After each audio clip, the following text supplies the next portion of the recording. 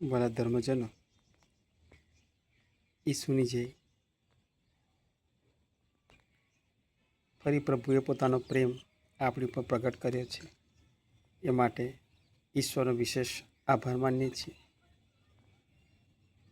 રોજે રોજ પ્રભુ આપણી પર એની કૃપા, એનો આશીર્વાદ હંમેશા માટે વરસાવે છે, એ માટે ઈશ્વરનો આભાર માનીએ છીએ. ફરી પ્રભુએ આખી રાત આપણને સાચી સંભાળીને રાખ્યા છે. જે પ્રભુએ આપણને કીધું તું, રાત્રે એને સાનિધ્યમાં સુવાડ્યા, અને આખી રાત પ્રભુ અને એના દેવદૂતો આપણું રક્ષણ કરે છે. એ જ પ્રભુએ આખી રાત આપણું રક્ષણ કરી અને ફરી પ્રભુએ આપણને એના સાનિધ્યમાં અત્યારે ઉઠાડ્યા છે. પ્રભુનો વિશેષ આભાર એ જ માનવો રહ્યો કે મારો પ્રભુ મને કેટલો બધો પ્રેમ કરે છે કે આજે પણ પ્રભુએ મને એટલી તંદુરસ્તી આપી છે, અને આજે પણ હું મારા પ્રભુની પ્રાર્થના કરવા માટે યોગ્ય બની શક્યો છું. અને પ્રભુનો પ્રેમ એટલે એ પ્રેમ કે પ્રભુએ આ તક પૂરી પાડી છે, પ્રાર્થના કરવાની તક. હું તો તમને પણ એ જ કહું છું વાલા ભક્તો, જો પ્રભુ તમને પ્રાર્થના કરવાની તક આપે તો ક્યારેય ચૂકશો નહીં. કારણ કે આ પ્રાર્થના કરવાથી એટલો બધો આપણા મનને આનંદ મળે છે, આપણા જીવને શાંતિ મળે છે, શાંતા મળે છે. એ પ્રાર્થના કર્યા પછી આપણને ચાલુ પ્રાર્થનામાં પણ અને પ્રાર્થના કર્યા પછી પણ પ્રભુનો એક વિશિષ્ટ અનુભવ થાય છે.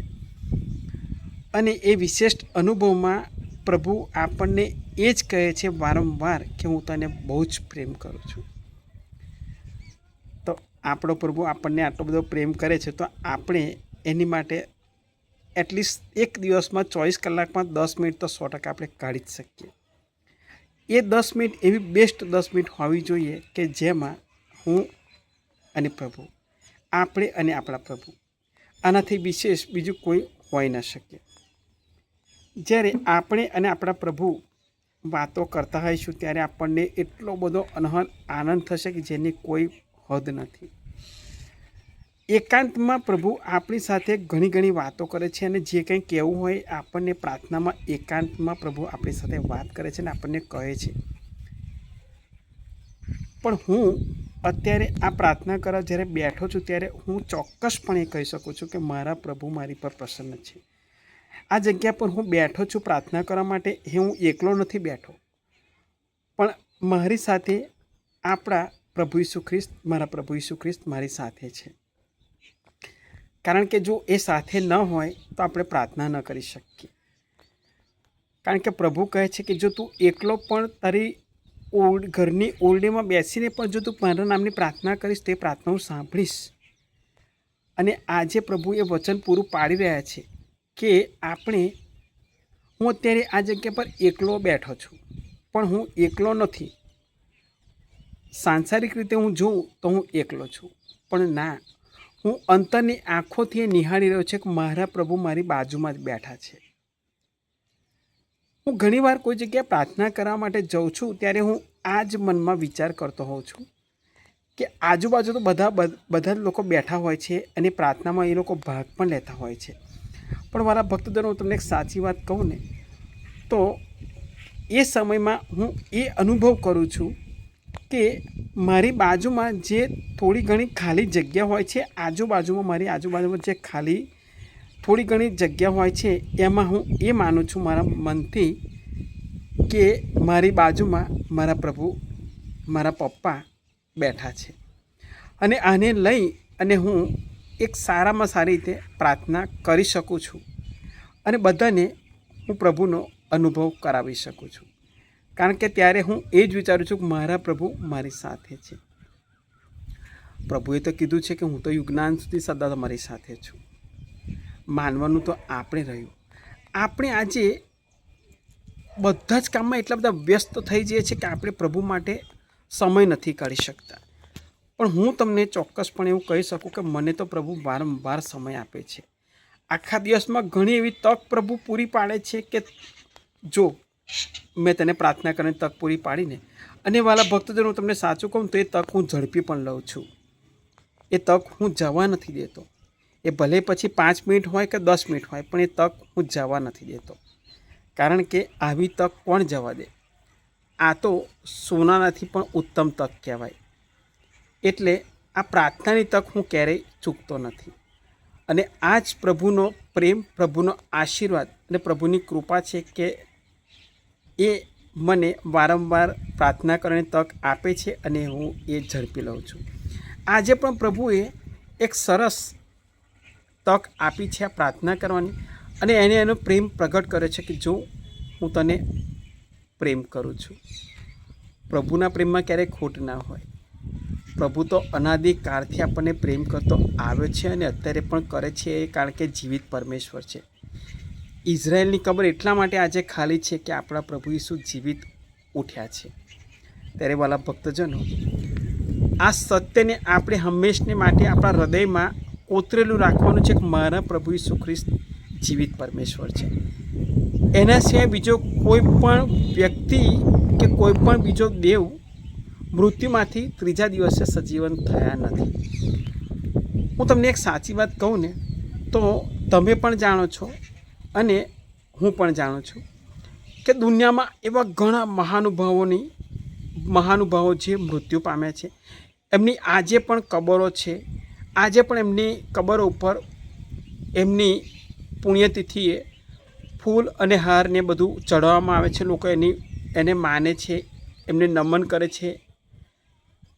પણ આપણા એક પ્રભુ ઈસુ ખ્રિસ્તની જ કબર એવી છે કે આજે એ ખાલી છે, કારણ કે આપણા પ્રભુ ઈસુ ખ્રિસ્ત જીવિત ઊભા થયા છે.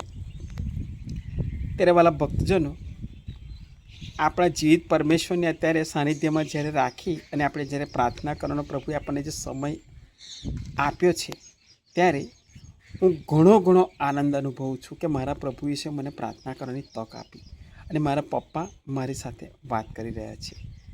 ત્યારે આજે પ્રભુએ એક મનન ચિંતનનો એક વિષય આપ્યો છે, અને એ છે આજનો શુભ સંદેશ, માથીનો 9મો અધ્યાય, કડી 1 થી 8. એમાં વાલા ભક્તજનો 2 અને 3જી કડીમાં જુઓ શું કહે છે આપણું પવિત્ર બાઇબલ, એ તમે સાંભળો. હવે કેટલાક લોકો લકવાવાળા માણસને પથારીમાં સુવાડીને ઈસુની પાસે લઈ આવ્યા. એમની શ્રદ્ધા જોઈને ઈસુએ લકવાવાળાને કહ્યું, બેટા, હિંમત રાખ, તારા પાપ તને માફ કરવામાં આવે છે. તે તો કેટલાક શાસ્ત્રીઓ મનમાં ને મનમાં વિચાર કરવા લાગ્યા કે આ માણસ ઈશ્વર નિંદા કરે છે. પેલા લકવાવાળા માણસને પ્રભુ એમ કહે છે કે બેટા, હિંમત રાખ. આ હિંમત રાખવાનું પ્રભુ કહે છે, એ કઈ હિંમત? હું કદાચ મારા અનુભવ પ્રમાણે જો કહું તો એ હિંમત કે હવે હું તારી પાસે આવી ગયો છું, હવે તારે કશાની ચિંતા કરવાની જરૂર નથી. હું આને હિંમત માનું છું. મારો પર્સનલી અનુભવ જો હું કહું તો હું આને હિંમત માનું છું. પેલા લકવાવાળા માણસને પ્રભુએ કીધું કે બેટા, હિંમત રાખ, તારા પાપ માફ કરવામાં આવે છે. એ સમયમાં એ જગ્યા પર ઘણા લોકો ઊભા હતા. ત્યાં શાસ્ત્રીઓ, ફરોશીઓ બધા પણ હતા. એ શાસ્ત્રીઓ, ફરોશીઓ એવા લોકો હતા કે જે મંદિરની સેવા પૂજા કરતા હતા, પણ એમનામાં પણ એ શક્તિ નહોતી કે એ લકવાવાળા માણસને એવું કહી શકે કે બેટા, હિંમત રાખ, અમે તને મદદ કરીશું, અમે તને સહાય કરીશું, જ્યાં તારા પાપ માફ કરવામાં આવે છે, કે અમે અન્ય બીજી કોઈ પણ રીતે તને મદદ કરી શકીશું. એ કોઈની આવી હિંમત નથી સિવાય કે પ્રભુ ઈસુ ખ્રિસ્ત, જે એવું આને લકવાવાળા માણસને એવું કહે છે કે બેટા, હિંમત રાખ. અને લકવાવાળો માણસ ત્યાં સાજાપણાનો અનુભવ કરે છે. આ હિંમત રાખવા માટે પ્રભુ એટલા માટે કહે છે કે હવે જો હું આ તારા જીવનમાં આવી ગયો છું, તારે હવે કશી ચિંતા કરવાની જરૂર નથી. એટલે જ માથીનો 11મો અધ્યાય, કડી 28માં પ્રભુનું સુંદર વચન કહે છે કે ઓ થાકેલો, માદાઓને ભારથી કચડાયેલો, તમે બધા મારી પાસે આવો, હું તમને આરામ આપીશ. આ આપણા પ્રભુ ઈસુ ખ્રિસ્ત આજે પણ આપણને એ જ કહે છે કે હું થાકેલો માદાનો ભારથી કચરા લો, તમે બધા મારી પાસે આવો, હું તમને આરામ આપીશ. ખાલી એક જ કામ આપણે કરવાની જરૂર છે, અને એ આપણે આપણા પ્રભુ ઈસુની પાસે ખાલી જવાનું છે. બીજું બધું જ પ્રભુ સંભાળી લેશે. શું કરવું, ક્યારે કરવું, આપણા જીવનમાં શું સારું છે, એ બધું જ નક્કી પ્રભુ કરશે. એટલે જ આપણું પવિત્ર બાઇબલ આપણને કહે છે, આપણા પ્રભુ ઈસુ ખ્રિસ્ત આપણને એ કહે છે કે ન્યાય તારે નથી કરવાનો, ન્યાય હું કરીશ. તું બધું મારી પર છોડી દે. એ બધું શું કરવાનું, કેવું કરવાનું છે, એ બધું તું મારી પર છોડી દે. બસ તું ખાલી મારી પર વિશ્વાસ રાખ અને મારી પર શ્રદ્ધા રાખ. આજે લકવાળા માણસને પ્રભુ એવું કહે છે કે બેટા હિંમત રાખ, તારા પાપ માફ કરવામાં આવે છે. આ લકવાળા માણસમાં પ્રભુએ કંઈક જોયું હશે વાલા ભક્તજનો. પ્રભુએ એ કદાચ જોયું હશે, હું મારા અનુમાન પ્રમાણે જો કહું તો પ્રભુએ એના જીવનમાં એ જોયું હશે કદાચ કે આને કોઈક એવી વ્યક્તિની જરૂર હતી, કોઈક એવી વ્યક્તિનો ઇંતજાર હતો. આ લકવાળા માણસ કોઈક એવી વ્યક્તિને શોધતો હતો કે જે એને મનથી, હૃદયથી સપોર્ટ કરી શકે. બીજા બધા ઘણા લોકો ત્યાં શાસ્ત્રીય ફરશો ઊભા હતા, પણ એ લોકો એને આંતરિક રીતે પણ નહોતા કહી શકતા કે અમે તને મદદ કરીશું, કે જા તારા પાપ માફ કરવામાં આવે છે. એવી તો જો કે એમને બોલવાની તાકાત નહોતી, કારણ કે એમને ઈશ્વરી શક્તિ એમની પાસે નહોતી, બરાબર. પણ એ લોકો સાંસારિક રીતે પણ એને મદદ કરવા માટે કશું કરી નહોતા શકતા. પણ આનામાં પ્રભુ ઈસુ ખ્રિસ્ત એ જુએ છે કે આને એવી જરૂર છે કે કોઈક એને હૃદયથી, એના હૃદયને સ્પર્શ કરે એવા બે શબ્દો કહે, એને મનની શાતા વડે એવા કોઈ બે શબ્દો કહે. અને એ લકવો તો એને હતો જ, એ માણસ લકવાગ્રસ્ત તો હતો જ, પણ એને એ મનથી તૂટી ગયેલો હતો. એ વ્યક્તિ મનથી તૂટી ગયેલો હતો. અને આ જ ઘડીએ આપણા પ્રભુ ઈસુ ખ્રિસ્ત ત્યાં આવી અને એને એવું કહે છે કે બેટા હિંમત રાખ, શ્રદ્ધા રાખ, અને ત્યાં એને સાજાપણું મળે છે. પણ સાથે સાથે પેલા શાસ્ત્રીઓ પ્રભુ પર આડ મૂકે છે. એ એવું આડ મૂકે છે કે આ ઈશ્વરની નિંદા કરે છે. આ લોકોને એવી ખબર નથી કે આ તો સાક્ષાત ઈશ્વરનો જ પુત્ર છે, જે પ્રભુ ઈસુ ખ્રિસ્ત. એ લોકોને એવી ખબર નથી. પણ એ પ્રભુની આગળ એવું આડ એટલા માટે મૂકે છે કે એમનો માન ને મોભો ઓછો થઈ જાય, એટલા માટે એ પ્રભુ ઈસુ પર આવું આડ મૂકે છે કે આ ઈશ્વરની નિંદા કરે છે. અને એ સમયમાં એવું હતું કે જે ઈશ્વરની નિંદા કરે એવો જો માણસ કોઈને માલુમ પડે તો એને ઈંટાળી કરી અને મારી નાખવાનો. એટલે આ લોકો ગમે તે રીતે આપણા પ્રભુ ઈસુનું કાસળ કાઢવામાં જ રચા પચા રહેતા હતા. પણ આપણા પ્રભુ ઈસુ ખ્રિસ્ત, જેમને પાસે પિતા પરમેશ્વરનો હાથ હતો, સાથ હતો, તો પ્રભુને તો ખબર હતી. એ લોકો શાસ્ત્રીઓ મનમાં જે વિચારતા હતા એ પણ પ્રભુને ખબર હતી કે તમે બાઇબલમાં એવું આજના શુભ સંદેશમાં પ્રભુ એવું કહે છે કે તમે મનમાં આવા શું કરવા વિચાર કરો છો. એ પ્રભુ ઈસુ એમને ખબર હતી કે મનમાં આ લોકો આ વિચાર કરી રહ્યા છે કે આ ઈશ્વરની નિંદા કરે છે. કારણ કે પ્રભુ ઈસુ જે સારા કામો કરતા હતા, જે સારા કાર્યો કરતા હતા, એ લોકોનાથી સહન નહોતું થતું. અને એટલે જે પ્રભુ ઈસુને એમના માર્ગમાંથી ખસેડવા માગતા હતા, હટાવી દેવા માગતા હતા. પણ આ તો પ્રભુ ઈસુ ખ્રિસ્ત હતા, જે આખું દુનિયાનું સર્જન કરી શકે, એને કોણ હટાવી શકે? આખી દુનિયામાં જે બધું જ કરી શકે, એક અવાજ કરે ને બધું અસ્તિત્વમાં આવી જાય, એ બીજું શું ના કરી શકે વાલા ભક્તજનો? આ શાસ્ત્રીઓ માટે એટલું હેલું નહોતું કે પ્રભુ ઈસુને ખસેડવા, એમના માર્ગમાંથી એમને હટાવી લેવાના. એમના વશની એ શક્તિ નથી, એમની કોઈ તાકાત નહોતી. પણ આ તો એમનો એવો હલકો વિચાર હતો કે આ ઈસુને આપણે આપણા માર્ગમાંથી હટાવવા જ પડશે, ને તો આપણે ક્યાંય નહીં રહીએ, કારણ કે આપણું માન મર્યાદા બધું ઓછું થઈ જશે, આપણને કોઈ કશું પૂછશે નહીં, અને એક સમય એવો આવશે કે આપણે પણ એના ઘૂંટણિયા પડવું પડશે. જો કે ફિલિપીનો 2 અધ્યાય કડી 10 પ્રભુનું સુંદર એક વચન કહે છે કે સ્વર્ગ, મૃત્યુ અને પાતાળલોકના સૌ કોઈને ઈસુનું નામ સાંભળીને દંડવત કરવું જ પડશે. આજે એ જ પરિસ્થિતિ છે. ઈસુનું નામ સાંભળીને ભલભલા લોકોને દંડવત કરવું જ પડે છે, અને જેમણે નથી કર્યું એ પણ દંડવત કરશે, કારણ કે એ આપણા સાચા જીવિત પરમેશ્વર છે. એ મરેલામાંથી સજીવન થનારા એકમાત્ર આપણા ઈશ્વર છે. એ બધા જ લોકો દુનિયામાં જાણે છે કે મરેલામાંથી ત્રીજા દિવસ સજીવન થનાર એકમાત્ર પ્રભુ ઈસુ ખ્રિસ્ત જ છે. તો વાલા ધર્મજનો, આપણા પ્રભુ પર વિશ્વાસ રાખવાનો છે, શ્રદ્ધા રાખવાની છે. આપણે જો એની ઉપર ખાલી વિશ્વાસ અને શ્રદ્ધા રાખીશું તો આપણા પ્રભુ ઈસુ ગમે તે જગ્યાએ, ગમે તે પરિસ્થિતિમાં આપણને બચાવવા માટે સક્ષમ છે. આપણા હૃદયને સ્પર્શ કરવા માટે એ સક્ષમ છે. આપણા પ્રભુ ઈસુને કોઈ જગ્યાએ આવવા જવા માટે કશાની જરૂર નથી પડતી. એ આંખના પલકારામાં આપણા પ્રભુ ઈસુ ખ્રિસ્ત, આપણે જો સાચા દિલથી એને પોકારીશું તો એ હાજર થઈ જ જશે. કારણ કે પ્રભુ ઈસુ કહે છે ને કે તું તારા ઘરના મકાનની અંદર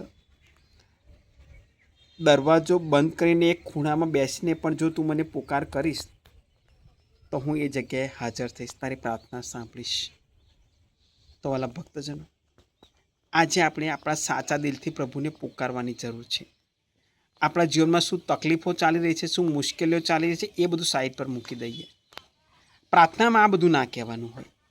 પ્રભુની ખબર જ છે બધી. જેમ શાસ્ત્રીઓના મનમાં જો સુવિચાર ચાલતો, એ પ્રભુએ તરત કીધું ને કે તમે મનમાં આવા હલકા વિચાર શું કરવા સેવો છો. તો આ બધા વિચાર કોણ કરે? જે આપણી પરિસ્થિતિઓ કેવી છે એ બધું આપણે પ્રભુને જો જણાવવા બેસે તો આપણી ગણના શાસ્ત્રીઓમાં થાય. આપણી ગણના શાસ્ત્રીઓમાં થાય એવું આપણે નથી કરવાનું. કારણ કે આપણા પ્રભુ ઈસુ ખ્રિસ્તને ખબર જ છે કે આપણને શાની જરૂર છે, આપણને શું તકલીફ છે, એ બધું જ આપણા પ્રભુ ઈસુ ખ્રિસ્ત જાણે છે. આપણે એને કહેવાની ક્યાં જરૂર છે? આપણે કહેવાની જરૂર છે, પણ એક વસ્તુ કહેવાની જરૂર છે, મારા પ્રભુ, પરિસ્થિતિ ગમે તેવી હોય, ગમે તેવો ખરાબ હોય સમય, પણ ખાલી તું અમારી સાથે રહેજે, બસ. આટલું જ આપણે પ્રભુને કહેવાની જરૂર છે. જો આટલું કહીશું તો એક આપણામાં એક એવી ઉર્જા, એક એવી શક્તિ, એક એવો પાવર આપણામાં આવી જશે કે સામેવાળી પરિસ્થિતિ આપણી આગળ ઘૂંટણે પડી જશે. હું તમને એક સાચી વાત કહું વાલા ભક્તજનો, તો આપણી હરેક મુશ્કેલીનું નિવારણ, આપણી હરેક પરિસ્થિતિનું નિવારણ, આપણા હરેક સવાલોનો જવાબ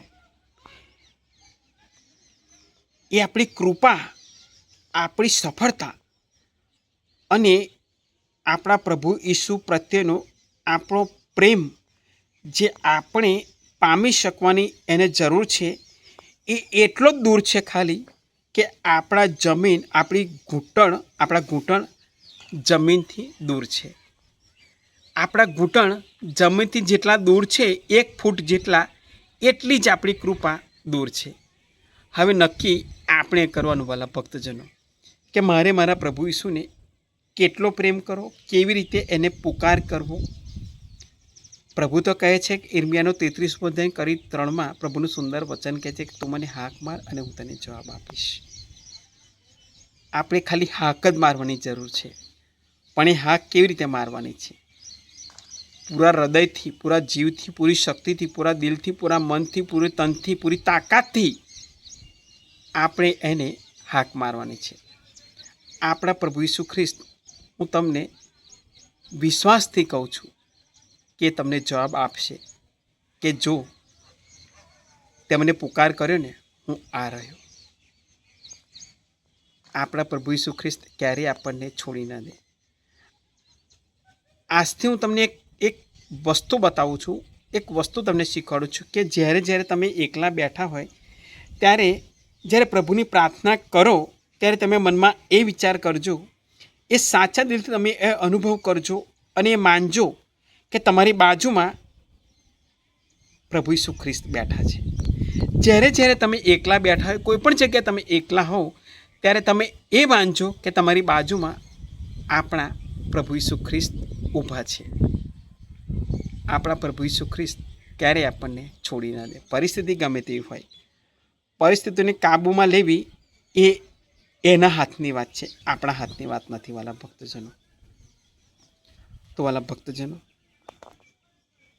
જેમ પેલા લખવાવાળાએ પ્રભુ પર વિશ્વાસ મૂક્યો અને તરત ઊભો થઈ અને ચાલવા લાગ્યો અને એની શ્રદ્ધા પ્રભુ પરની વધી ગઈ, તેમ આપણી પણ શ્રદ્ધા પ્રભુ ઉપરની હંમેશને માટે વધવી જોઈએ. પરિસ્થિતિ પ્રભુ પર છોડી દઈએ. આપણે તો ખાલી એટલું જ માનવાનું છે કે મારા પ્રભુ ઈસુ ખ્રિસ્ત હું જે જગ્યાએ હોઉં છું ત્યાં મારી પાસે ને મારી સાથે હંમેશને માટે હોય જ છે. આપણે ખાલી આટલો જ અનુભવ કરવાની જરૂર છે. બીજું બધું જ પ્રભુના હાથમાં આપણે સોંપી દઈએ. વાલા ભક્તજનો, આપણા પ્રભુ ઈસુ ખ્રિસ્ત આપણને અનહદ પ્રેમ કરે છે. આ લાભ આપણે ઉઠાવવો જ રહ્યો. આ લાભ આપણે હંમેશને માટે ઉઠાવવાનો છે, આપણા પ્રભુના પ્રેમનો. આપણા જીવિત પરમેશ્વર જે આપણને રોજે રોજ સાચવે છે, સંભાળે છે. તો આજે પણ પ્રભુને આપણે પ્રાર્થના કરીએ કે મારા પ્રભુ, હું ગમે તે જગ્યાએ હોઉં, પણ બસ તું મારી પાસે ને મારી સાથે હંમેશને માટે રહેજે મારા પ્રભુ, કારણ કે તારા વગર હું કશું જ કરી શકું એમ નથી.